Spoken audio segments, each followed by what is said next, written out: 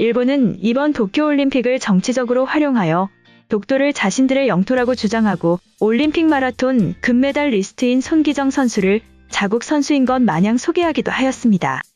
이러한 일본의 야욕을 막기 위해 국회가 움직이고 있다는 소식이 전해졌는데요. 지난 1일 국회는 본회의를 통해 일본 도쿄올림픽 조직위원회 홈페이지 지도에 독도가 일본 영토로 표기된 것과 관련하여 규탄 결의안을 채택하였습니다. 국회는 결의안에서 대한민국 국회는 도쿄올림픽 조직위원회가 공식 홈페이지 내 성화봉송 루트 지도에 독도를 자국 영토처럼 표기한 것을 엄중히 규탄하며 이를 즉시 삭제할 것을 요구한다고 밝혔죠. 또한 국제올림픽위원회 IOC를 향해서도 스포츠를 통한 세계평화 기여, 정치와 스포츠의 분리라는 올림픽 정신에 입각하여 일본의 독도 표기를 금지할 것을 강력히 촉구한다고 전했습니다. 한편 일본의 이러한 정치적 야욕은 실패로 돌아갈 가능성이 매우 높아지고 있는데요. 이는 최근 일본의 코로나 상황이 더욱 심각해지고 있기 때문이죠. 인도에서 확산한 델타 변이 코로나 바이러스가 일본 수도권 일대에 상당한 수준으로 퍼진 것으로 파악되고 있습니다. 올림픽 개막 때쯤에는 코로나 신규 확진자 중 델타 변이 감염자가 절반을 넘어서 주류 바이러스가 될 수도 있다는 분석이 나오고 있는데요. 일본의 교도통신은 지난 30일 일본 국립감염증연구소의 발표를 인용하여 델타 변이 바이러스가 간토 지방의 코로나 확진자의 30% 안팎을 차지하는 것으로 보인다는 추계 결과를 보도하였습니다. 연구소는 감염자 분포가 이달 말 기준 이처럼 추정된다는 견해를 이날 개최된 후생 노동성 전문가 회의에서 보고하였는데요. 연구소는 간토 지방에서 델타 변이가 점차 세를 확대하고 있고 내달 중순이면 50%를 넘을 가능성이 있다고 경고하였죠. 간토 지방은 수도 도쿄도와 이바라키 도치기, 군마, 사이타마, 지바, 가나가와현 등 수도권 주요 광역자치단체로 구성되어 있습니다.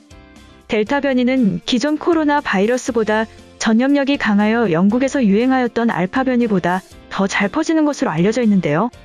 20여일 후 올림픽이 개막하면 사람들의 이동이 증가할 것으로 예상되고 있기 때문에 델타 변이가 주류가 되면 감염 속도는 더욱 빨라질 것으로 전망되고 있습니다. 현재 도쿄의 확진자는 일주일 전과 비교하여 11일 연속 증가폭을 확대하고 있어서 일본 정부의 방역 계획은 이미 제 기능을 발휘하지 못하고 있다고 평가받고 있죠. 한편 일본 젊은 남성들 사이에서는 한국 따라잡기가 유행하고 있다는 소식이 전해졌습니다. 지난달 28일 일본 마이니치 신문은 K-팝의 인기로 한국 남자 패션이 일본 젊은 남자들 사이에서 유행하고 있다고 보도하였죠. 이는 일본에만 국한된 것이 아니라 미국 등 다른 지역도 동일한 현상이 일어나고 있는데요. 미국 패션 매거진 WWD는 K-팝 스타들은 패션 차트에서도 1위를 차지하고 있다고 보도하였습니다. 일본 젊은 층이 한국 남자 패션에 대한 정보를 얻는 곳은 인스타그램과 틱톡 등 SNS를 통해서인 것으로 알려졌는데요. 마이니치 신문은 도쿄 거리에서 만난 20대 초반 젊은이들은 K-팝 스타의 예능 프로그램이나 드라마 출연 복장과 사복 사진을 계기로 한국 패션에 관심을 갖게 됐다. 이들은 인스타그램과 틱톡에서 한국 남자 해시태그를 검색해 패션에 참고한다고 보도하였는데요. 현재 인스타그램에 올라온 한국 남자 해시태그 게시물은 6만 2천여 개, 틱톡에 관련 게시물 조회수는 25만 4천회 등으로 전해졌습니다. 현재 SNS상에서는 한국 남자 패션 관련 정보 계정을 운영하는 사람도 많은데요. K-팝 스타들이 입은 옷은 일본 라쿠텐 등 온라인 쇼핑몰에는 방탄소년단 착용과 김종국 운동복 등으로 홍보하며 옷을 판매 중인 것으로 알려졌습니다. 미국 젊은 층은 온라인 커뮤니티 레딧을 많이 이용하고 있는데요. 대표적인 커뮤니티는 K-팝 스타일로 회원수는 19,400여 명으로 이곳에는 태민의 어드바이스 뮤직비디오에 등장하는 재킷은 어디 가면 살 수 있나요 등의 글이 올라오기도 하였죠. 이러한 남성 패션에 대한 관심은 전체적인 한류 흐름이 변경된 것을 알려주는 지표로 분석되고 있는데요.